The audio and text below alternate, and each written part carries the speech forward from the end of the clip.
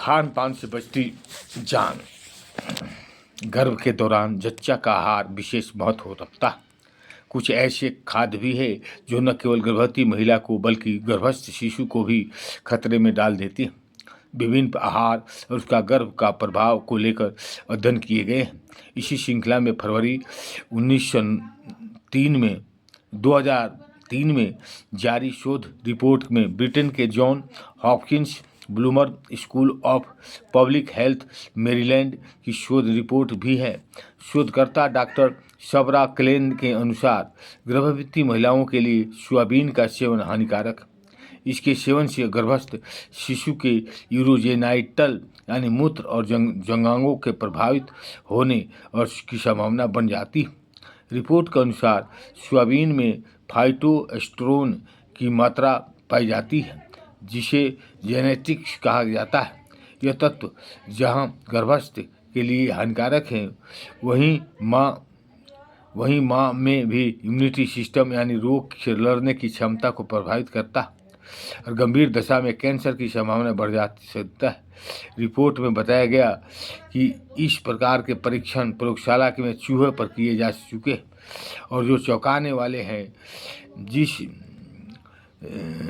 जिस सोयाबीन को प्रोटीन बहुत कहा जाता है, उसी को खतरा पैदा होने की बात वैज्ञानिकों को गंभीर लग रही है।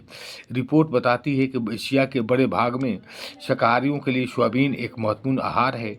यहाँ इससे अभी तक कोई उल्टे प्रभाव के परीक्षण या शोधपरक अध्ययन नहीं किए हैं।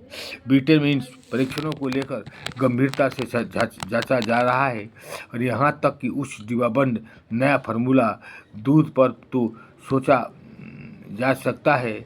यहाँ तक कि उस डिब्बाबंद नया फार्मूला दूध पर भी लगा दी गई, जिससे जेनेस्टिस्टन की मात्रा पिलाई गई। अपने परीक्षणों में डॉक्टर सबरा क्लेम ने माथा चूहों को जेनेटिक आहार पर रखा और पाया कि नर शिशुओं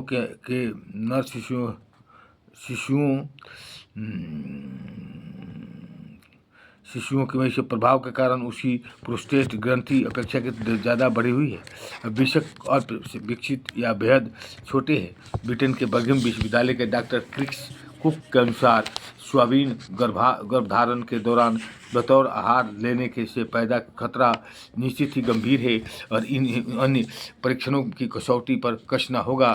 चिकित्सीय विज्ञान के शोध जर्नल मॉलिक्यूलर मेडिसिन के 8वें अंक में प्रकाशित डॉक्टर क्लेन की रिपोर्ट के अनुसार जेनेटिक्स के चूहों के शरीर में भारी मात्रा में पहुंचने पर थाइमस ग्रंथि भी प्रभावित होती है और इम्यूनिटी सिस्टम की कार्यप्रणाली गड़बड़ा जाती है। इतना ही नहीं, इसका प्रभाव मानव शुक्राणु पर भी पड़ रहा है। इससे उनकी संख्या कम हो जाती है।